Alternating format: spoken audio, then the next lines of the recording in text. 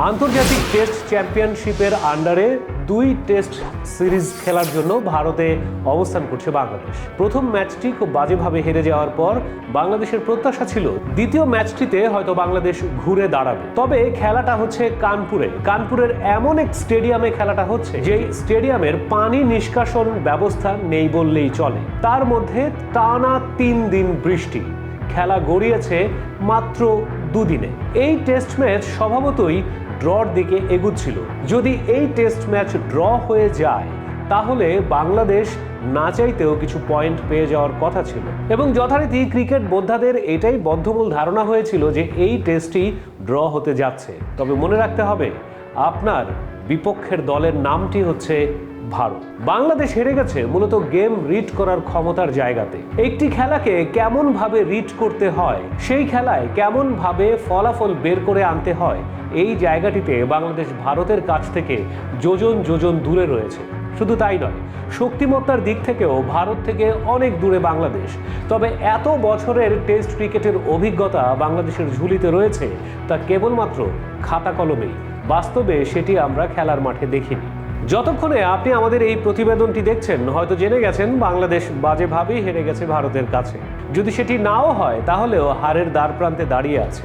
Almost 3 দিন পরিত্যক্ত হওয়ার পর একটা টেস্ট ম্যাচ কিভাবে হারতে হয় সেটি বিশ্বকে দেখালো বাংলাদেশ। প্রথম ইনিংসে মাত্র 233 রান সংগ্রহ করতে পেরেছিল বাংলাদেশ, যেখানে প্রায় 15 মাস পর মমিনুলের ব্যাট দেখেছে সেঞ্চুরি। তবে মমিনুল ছাড়া আর কেউই কোনো প্রতিরোধ গড়তে পারেনি।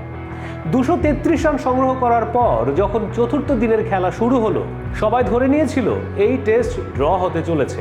কিন্তু না, দলটির নাম যে ভারত, তারা কিভাবে রেজাল্ট বের করতে হবে সেই প্ল্যান আগেই করে রেখেছিল।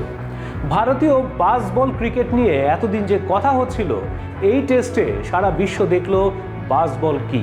টি-20 স্টাইলে ব্যাটিং করে ভারত তাদের দ্বিতীয় ইনিংসে রানের পাহাড় গড়েছে, ভেঙে চুরে চুরমার করে ফেলেছে প্রায় 150 বছরের টেস্ট ক্রিকেটের ইতিহাস।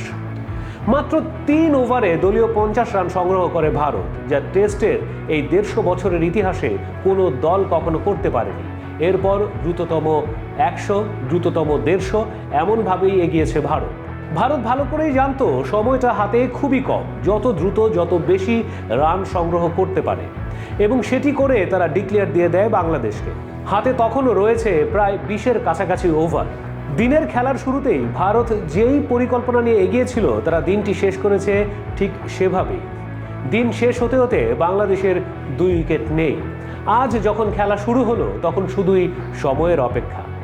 আসা যাওয়ার মিছিলে বাংলাদেশ দেখালো একটি ড্র হওয়া ম্যাচকে কিভাবে হেরে যেতে হয়। টেস্ট ক্রিকেটের ইতিহাসে এই ম্যাচটি এক অনন্য উচ্চতায় থাকবে।